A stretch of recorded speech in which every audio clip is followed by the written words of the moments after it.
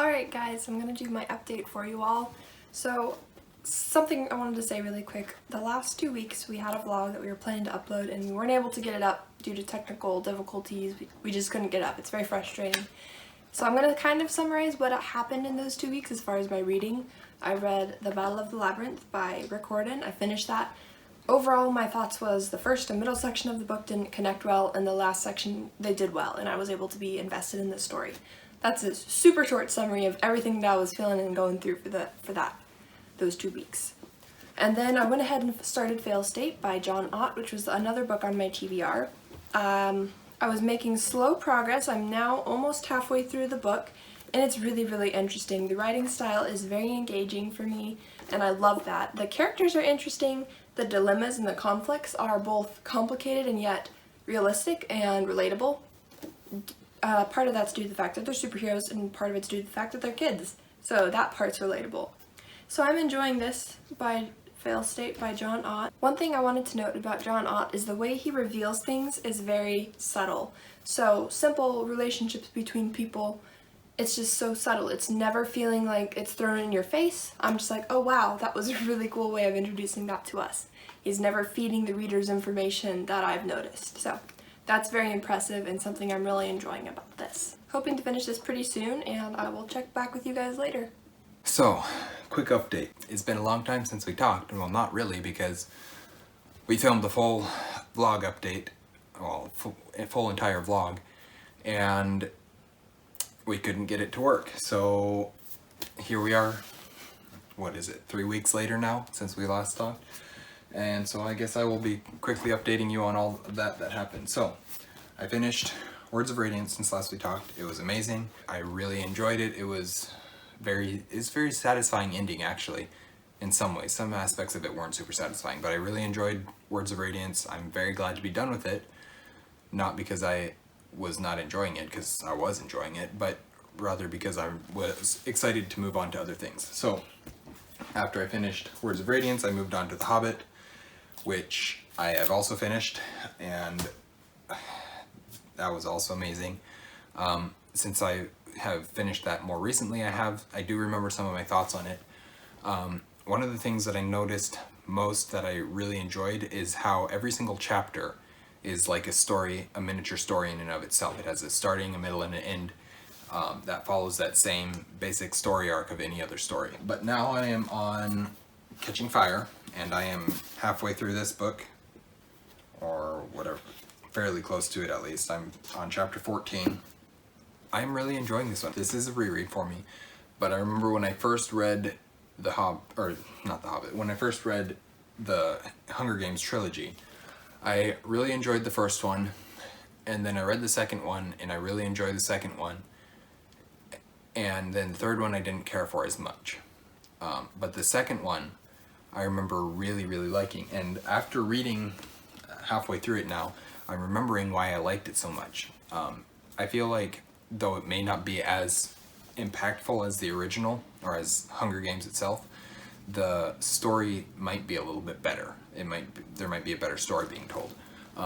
One of the things that I really like about Catching Fire is that the reaping doesn't even happen till chapter 13, which is basically the first half of the book is over by then. So the first half of the book, the entire first half of it, you're spending in District 12, and that is so much fun. I don't know, I just really love being in District 12 and seeing how their life is. I mean, it's different than it used to be, but that the whole lifestyle that Peeta and Katniss now live is completely different. But it's also, this is what I wanted to see from it more, is how Katniss is thinking. I mean, we know how she thinks from the first book, but seeing how she thinks in relation to her home is something that we didn't really get much of in the first book. So I really like that about the second one. I haven't gotten to the arena yet, but I remember that the arena, I really like the setting of the arena in the second book. So I'm gonna see if I still feel that way once I get there. But so yeah, I'm halfway done with Catching Fire, and I'll have it finished by the next time we talk, almost certainly. All right, I think that's it.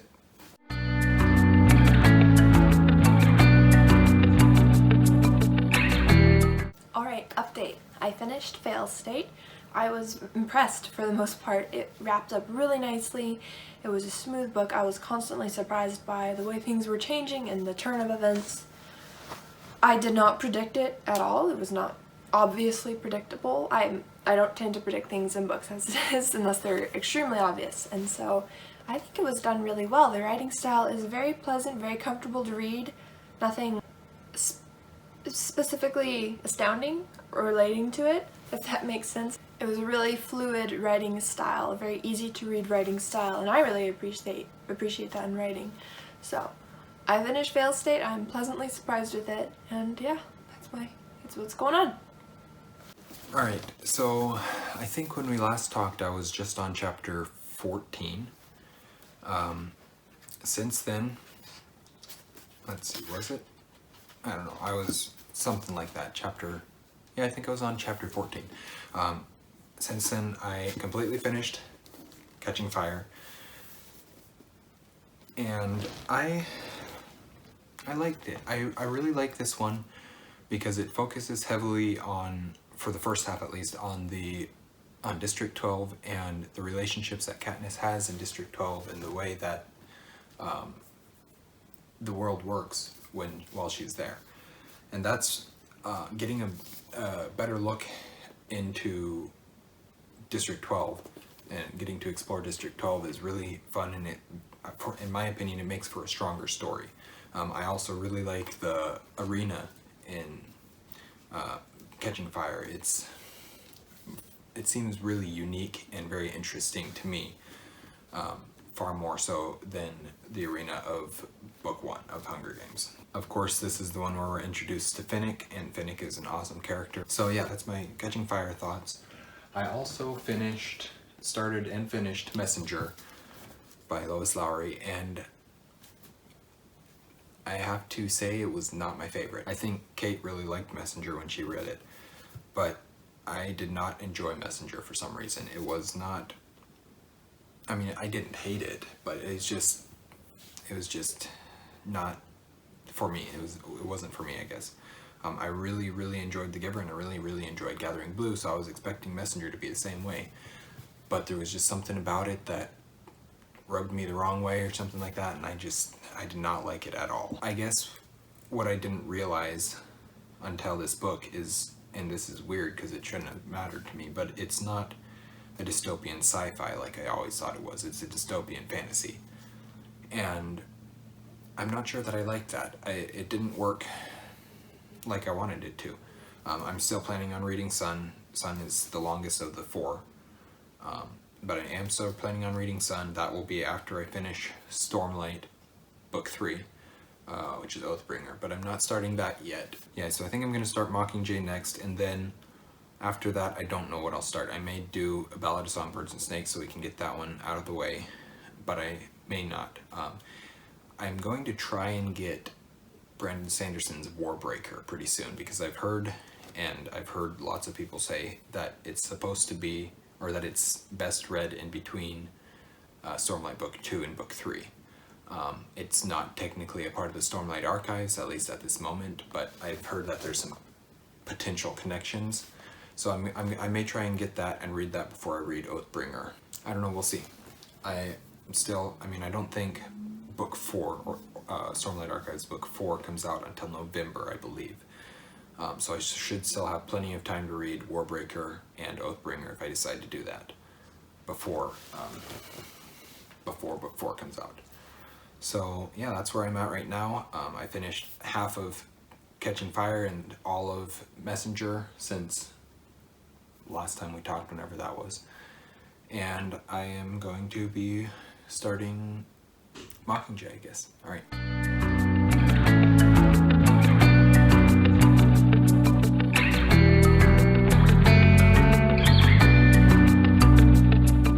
Alright guys, I wanted to do my update for you all. I have one book left on my TBR, and that's Mockingjay, the last book in the Hunger Games series.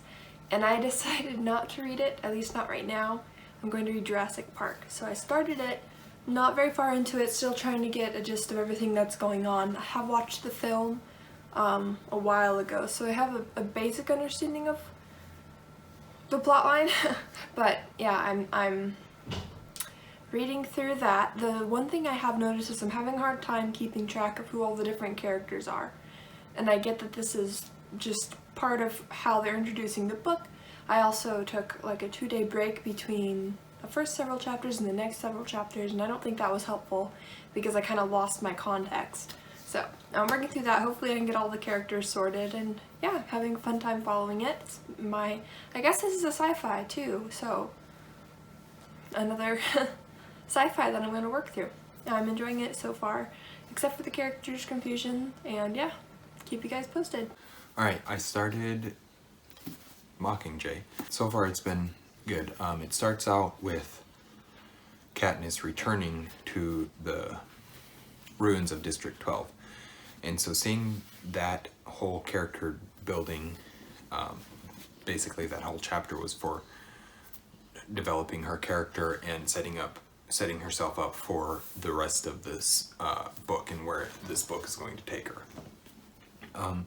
So I really enjoyed that, and then you also get to see a little bit of District 13. That's as far as I am so far, is you get a little taste of District 13 and who basically the personality of District 13, I guess, how everybody there thinks and the way that district works. Also, I guess what they want Katniss to be in this Mockingjay. So this one is so far setting up the story very well, and I really enjoy that. I think that's about it for this week. I think that's about it for this update.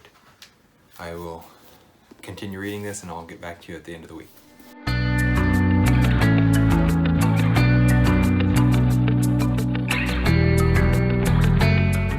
Alright guys, so I've been working on reading Jurassic Park. I haven't made really significant amount of progress, but the characters in the story have just seen the dinosaurs for the first time, and I'm very interested to see how the dinosaurs are going to be portrayed. So in the movies there was 2 different ways that they were portrayed. One was a very majestic, very beautiful, kind of like the beautifulness of nature type of deal, and then there was the vicious, evil, flesh-eating dinosaurs. So there was those two different types, and I want to see if those are both pictured in here, which I think they're going to be, but I want to see how it's pictured through writing, because a lot of that beautiful dinosaur stuff we saw was very visual combined with music, and so this is a completely different medium for portraying that, and I'm interested to see how it's done.